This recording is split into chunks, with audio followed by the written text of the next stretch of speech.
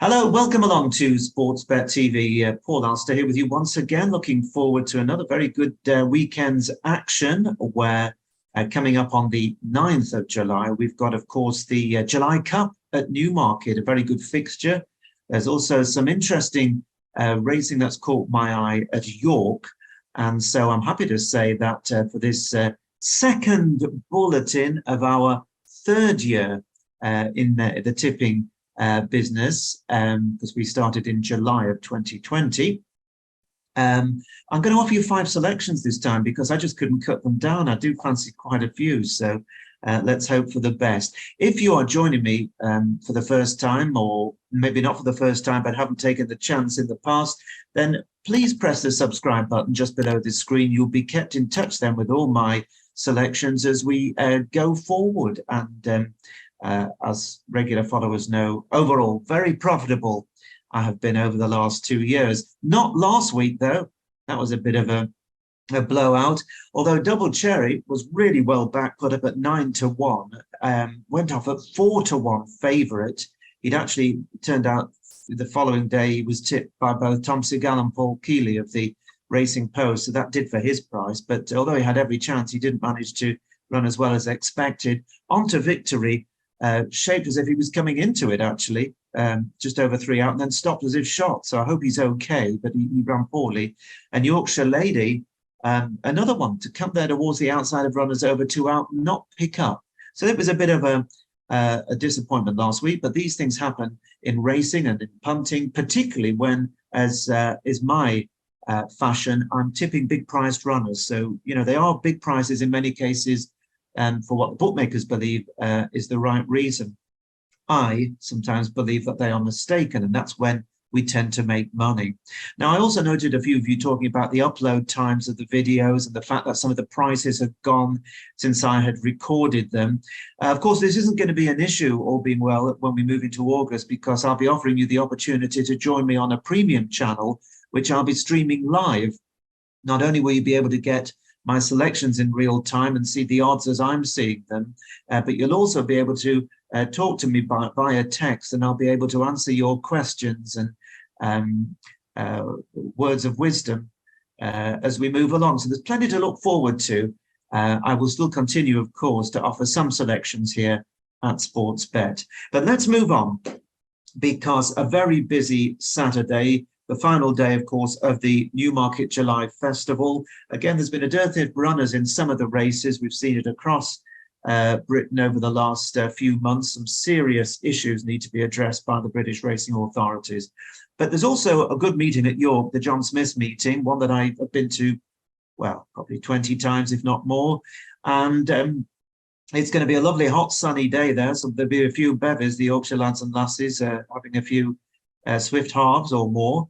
And quick ground, good to firm ground. The opener is the York 145, and that's my first race of interest Saturday. It's a mile handicap. There are 10 runners on the good to firm.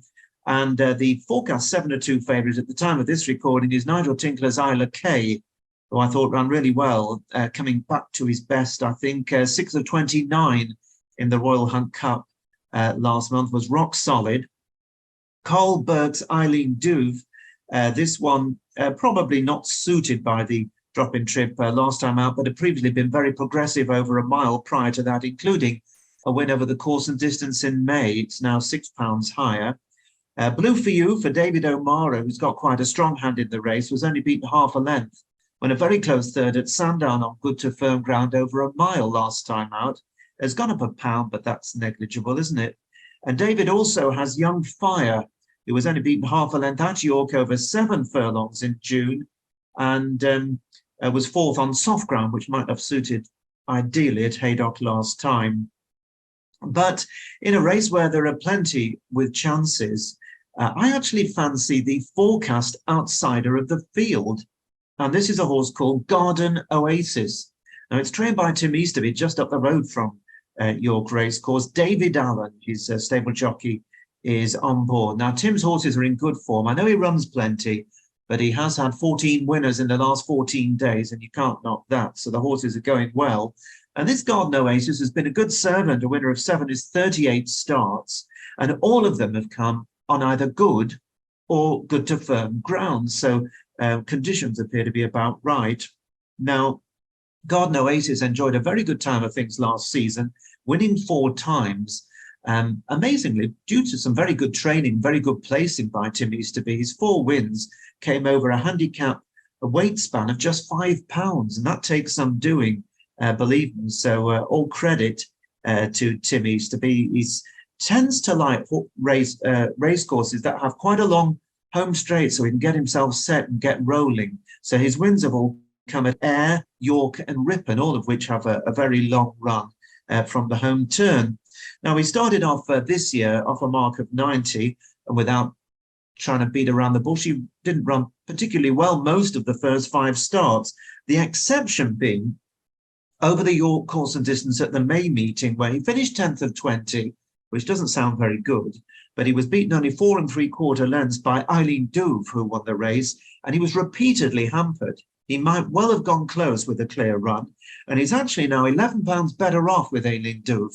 So on that basis, you'd have to fancy him. But even more so, he showed a bit of his old spark last time out up at Carlisle, which isn't a flat track. It's undulating and with a steep uphill finish, which wouldn't have been his ideal type of a track. But he still ran well enough there. Finishing 8th, he's now down to a mark of 82, which is £3 below his last winning rating. So I think that he's got a proper chance. Now, obviously, somebody else thinks he has as well, because when they put up a few tentative early prices on Thursday evening, I'm speaking to you now just before lunchtime on Friday. Thursday evening, a couple of firms went up 40 to 1, and that was gone. 28 to 1 also went, and now the best price offered is 20 to 1, and that's with Bet365. Others are going 16, 14, or even 12 to 1. So I think there's a bit of a feeling for this Garden Oasis. I'm certainly feeling it. I wonder if you are too. And I'm going to be with him each way on at the 20s. Garden Oasis. It might well be, but by the time of the race, he drifts back out once the markets really get rolling for Saturday's racing. But Garden Oasis, my first selection each way. York 20 to 1 in the 145. And then, well, you're going to have to wait. What is it? Well, it's a couple of hours until the second selection on Saturday, and then like London buses, they all turn up together. The Newmarket 350 is a great handicap. The 7 furlong, £120,000 Bunbury Cup on the July course, good to firm, 20 runners, a real cavalry charge. It's hard to rule out any of the 20 with any confidence, but the market has focused, as it does tend to do so often, with William Haggis trained runners in big handicaps, and Montasib for William won its first 3 races of its career, then was 7-2 favourite for the Buckingham Palace handicap at Royal Ascot last month, ran really well, to be fair, when 5th of 29 only beaten a length and a half and didn't get the best of runs. It's forecast a 9-2 favourite here, and it runs off the same mark of 97. So no reason at all why Montasib won't be right in the thick of the action. Now, a very similar profile belongs to the Gosden Samburo, who won its first 3. Then it went to Royal Ascot unbeaten, went for the Group 3 Jersey Stakes over the 7 furlongs and finished a respectable 6th. So this handicap really does rather represent a drop-in class for Samburo, who is feared. Then we've got our old friend Vafortino going for Kevin Philippard de Foy. Now, regular followers will know this horse did us a tremendous favour on a wonderful day where we had a massive price double just a couple of months ago. He won the Victoria Cup for us under a great ride by Benoit de la Sayette. He then went to the Buckingham Palace handicap, finished 11th of the 29, slightly hampered, but not hampered enough in my view for it to have made a significant difference to his chances. I thought he was a little bit disappointing that day. Maybe he just got out of the wrong side of bed. And he could be a big player if back on song. Ross Collin is another horse, a real admirably tough horse for David O'Mara. He was 3rd in the Buckingham Palace handicap. He's got every chance again. And then we've got the interesting old-timer, Accidental Agent. Now, he's trained by Eve Johnson Horton. He just was denied by Vafortino in the Victoria Cup, and then he went and took on Baid in the Group 1 Queen Anne Stakes. He didn't see Baid for dust, of course, but he runs here off a top weight of 112. Now, of course, We know that Trusham did amazing things for Alan King at Newcastle the other week off 120, but to win a top handicap off 112 is very, very tough indeed. He's a very good horse still, but significantly, his top weight means that his stable companion comes into the race with £7 less than he would otherwise have carried. And that, for me, is a significant factor. And that is another pointer to the chance of my selection. And my selection here is JUMBY, also trained by Yves Johnson-Horton and ridden by the superstar, that is the French standout jockey, Christophe Soumillon, who, of course, rode everybody to sleep in the eclipse last week before forgetting to keep his horse straight after the winning line.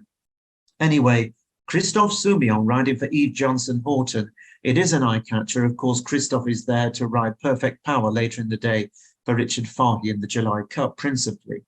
But JUMBY is interesting because he's carrying 9 stone 7, along with Silent Film.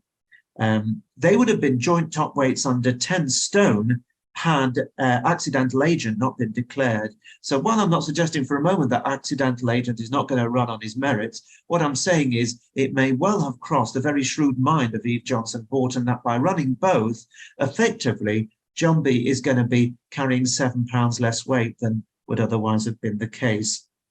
Now, so what about him? Well, he's very progressive last year. He won 3 times, including on the Rowley Mile at Newmarket, over 7 furlongs on good to firm ground, off a mark of 104. So this is a classy handicapper verging on group company.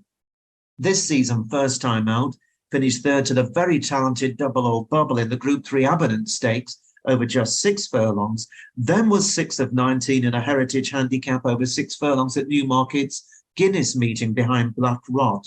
But it was last time out in the Wokingham, also over 6 furlongs, that he ran another tremendous race, finishing really strongly, keeping on well to be third to Rohan.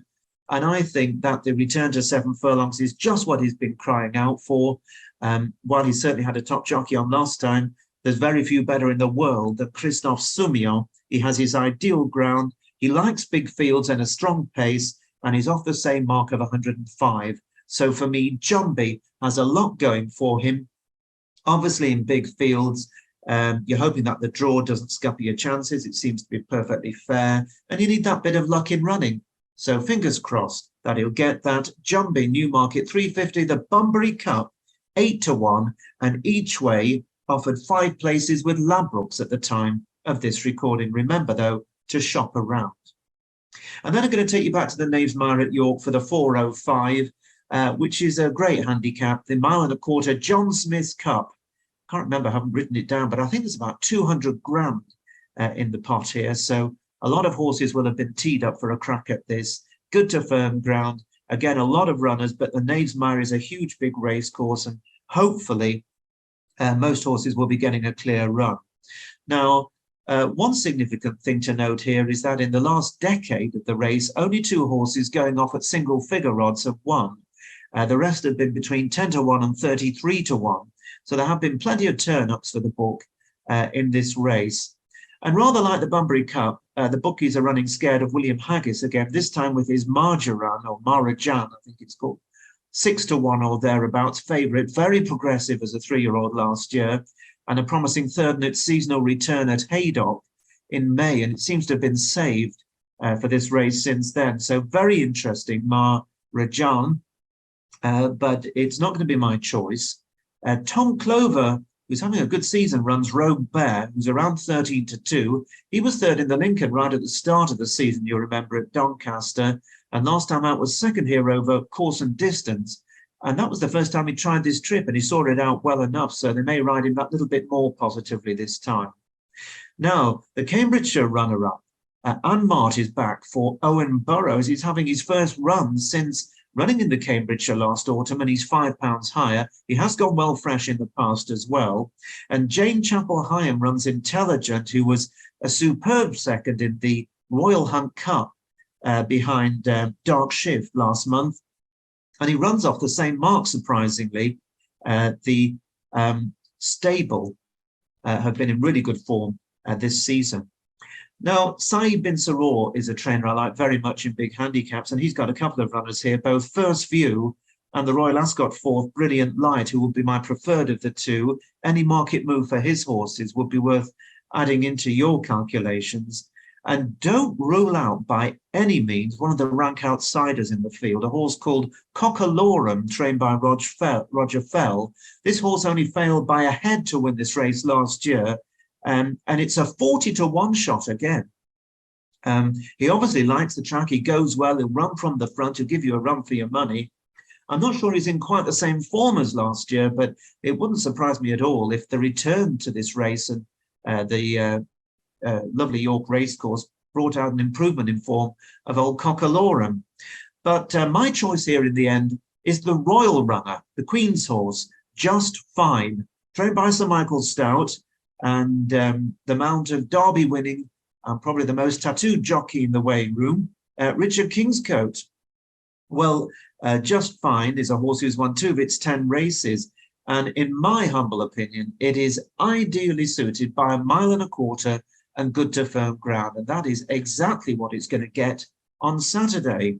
Now, this horse was a very good third first time out this season to Garci, who of course is talented. He's really talented. He was unlucky as well just the other week in the old Newton Cup, Garci. That was over 1.5 miles here. He didn't get the best of runs there, and it was a similar story at Royal Ascot last time out in the Duke of Edinburgh handicap, which of course I'm sure they would have loved to have won for the Queen for obvious reasons. Didn't get the best of run, but again, my way of looking at it, he just wasn't finding anything at the end of the race. I think he'd just run out of gas there. And so back to 1.25 miles with the ground to suit, a strong pace I think will really suit him as well. And he's only been at York twice previously, and he's been placed on both occasions in good company. So he certainly does like the track. And to me, he just looks a very fair price in a wide open race. And eventually, after considering a number in the race, including Cockalorum and including Intelligent, I've come down on the side of Just Fine, who is offered at the time of this recording, Friday lunchtime, at 1-4-14-to-1 each way for 5 places. And that's with the likes of Paddy Power, Bet Victor, and the Betfred Sportsbook. So for the Magna Cup, or the John Smith Cup as it is now, showing my age, is Just Fine for me, and I hope he will be just that. It'd be great to see the Queen having a big winner at York. 2 more selections for you. Now the big race of the day, of the week, Newmarket 425. My 4th selection is in the Group 1 Darley July Cup, one of the great global sprint races. 6 furlongs the trip, good to firm ground. 14 runners this year, not as many as sometimes we see, but nonetheless a fine renewal with some very, very good horses. And there is one particularly tough nut to crack, and that one is the favourite, which is Richard Fahey's Perfect Power, who, as I mentioned earlier, is going to be the mount of his regular jockey, Christophe Soumillon. Now, his only defeat in his last 5 starts came in the 2,000 guineas, where he patently didn't stay. Apart from that, he's been in marvellous form over the last 12 months, and his victory in the Group 1 Commonwealth Cup was won with a lot of authority there. And of course, it wasn't his first Group 1. He won 2 Group 1s over 6 furlongs as a 2-year-old. So this is a really high-class 6 furlong horse. The only thing is he's taking on older horses for the first time. It doesn't mean he's not going to be good enough to beat them, but it's just going to be interesting to see how his form compares relative to some of these really gnarled, high-class older sprinters. And amongst those is the Australian Raider, who I on a previous bulletin referred to as American. That was a slip of the tongue, but of course he's Australian Raider. And that is Artorias, very good horse in Australia with high-class sprint form. And he was an excellent third in the Platinum Jubilee Stakes of Royal Ascot. And he's going to have every chance here. They've obviously kept him on in Britain to have a proper crack at this. And I'm sure they'll have left no stone unturned. And Artorias will be a danger to all. Now, Charlie Appleby has had a great season, as we know, and he runs both the winner and the runner-up from the Platinum Jubilee that finished just ahead of Artorias. That's Naval Crown and Creative Force, 2 very, very good sprinters, both rated around the 118 mark. William Buick is on Creative Force, which kind of suggests that he's marginally preferred, but they're both proper contenders. Flaming Rib, a horse who did as a great favourite, a big price last year, I think it was at York, He ran very well at Royal Ascot when he was second to Perfect Power in the Group 1. He won't be far away, but I can't really see him turning the tables.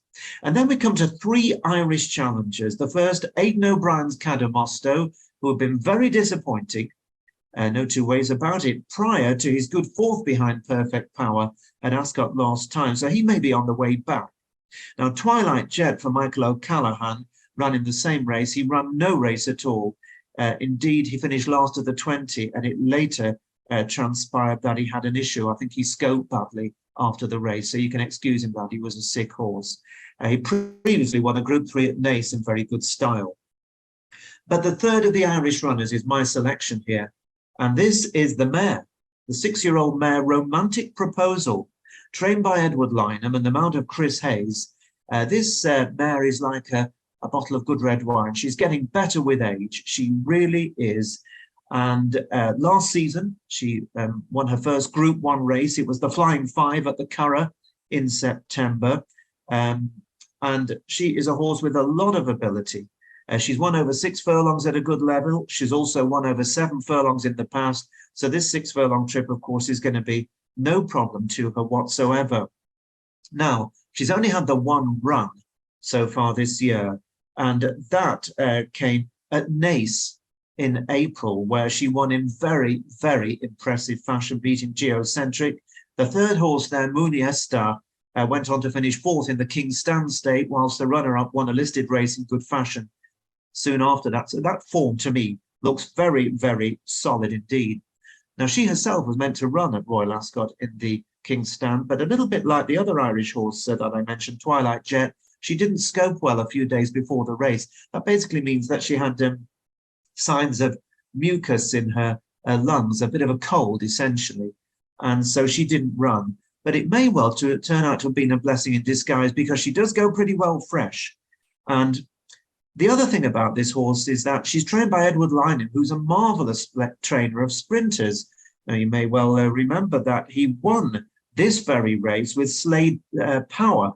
He also went very close with Soul Power a couple of times. Soul Power, who we sent out to win 2 Group 1 Nunthorpe Stakes, amongst other very, very big races around the world. He's a past master with sprinters. And significantly, for me, Edward Lynham hasn't had a runner in Britain for 5 years. So the fact that he's decided it's going to be worthwhile to travel this mare across to England for this race, I think, is a big tip in itself. She needs holding up. She loves to just latch onto a horse traveling really fast in front of her and then start to pick them off. She just loves going by horses. And so you're going to need a little bit of luck in running, because the gap's going to have to come. But I'd be very hopeful that Chris Hayes, who rides the horse regularly, will know exactly what he's doing. I've got my fingers crossed for a big run, and I'm expecting a big run from Romantic Proposal. She's 12 to 1 each way. They're paying 4 places. Bet 365 Ladbrokes, Parry Match, Coral, and Bet Victor, amongst others. So what promises to be a great race, I think, for the July Cup. For me, Romantic Proposal looks the best value bet in the race. And then very quickly, I was going to leave this one out because I don't normally tip in 5 races, apart from at big festivals. But there is a horse that does interest me in the final race at York, the 5:15. It's a run-of-the-mill sprint handicap, but there are 20 runners. It's over 6 furlongs on that good to firm ground, typically wide open. And as they say, you pay your money, you take your chance.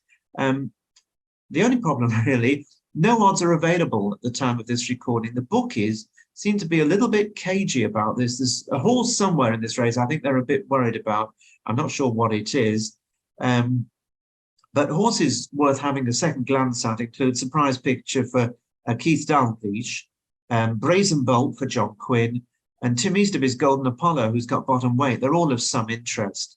But the horse I like here is an old favourite called EQUIANO Springs, who's trained at Tadcaster, which is only just up the road from York. He's trained by Tom Tate, who actually trains in the grounds of the Carmelite Friars Monastery there, in just outside of Tadcaster, so it'd be a nice peaceful place, as you can imagine. He's got Richard Kingscote on board as well. Now that in itself is a bit of a tip, I think, because he wouldn't book Richard Kingscote very often for his horses. Now, Tom is a fascinating trainer. He's been a really outstanding horseman. He is the brother-in-law of Michael Dickinson. He's married to Michael's sister. He was very much involved in the Dickinson setup during the great days of the late 70s and 80s. Then went training in his own right. He's won grade 1 races, grade 2s over the jumps. He's won group 3s and listed races and top handicaps on the flat. He's a very shrewd operator. He trains basically more or less for himself these days. He's getting on a bit, but he's a very, very capable trainer. And actually, pound for pound, he's one of the most profitable trainers in Britain over the course of the last couple of decades. Season after season, he shows a level stakes profit, which very few trainers do. Now, he doesn't have many good horses these days. This one will probably be his best, and he's only rated 79. But he's placed him to win 10 races from 45 starts, which is very impressive. The horse ideally suited by 6 furlongs, a decent gallop on good to firm ground. He also stays 7 furlongs. Now, I had a look at this horse. I was presenting the racing on his reappearance at Doncaster a few weeks ago. He was fat as a pig. The horse, not the trainer, the horse. And he looked very, very backward. And I was really surprised to see him, despite that, staying on really stoutly in the closing stages to be 4th behind Recall the Show. A horse called Admiralty was 2nd that day. He reopposes here. I just think this horse will have come on loads for that run because to me he looked very, very backward. And he's gone well at York in the past. And amazingly to say, it's only a stone's throw from where they train. He's only ever run once, one of his 45 races at York. He actually ran well. He was 5th of 16 in a 6 furlong handicap in July 2019. Last term, he won at Newmarket, did this horse, on good to firm ground over 6 furlongs of just £2 lower than today. I think he has a proper chance.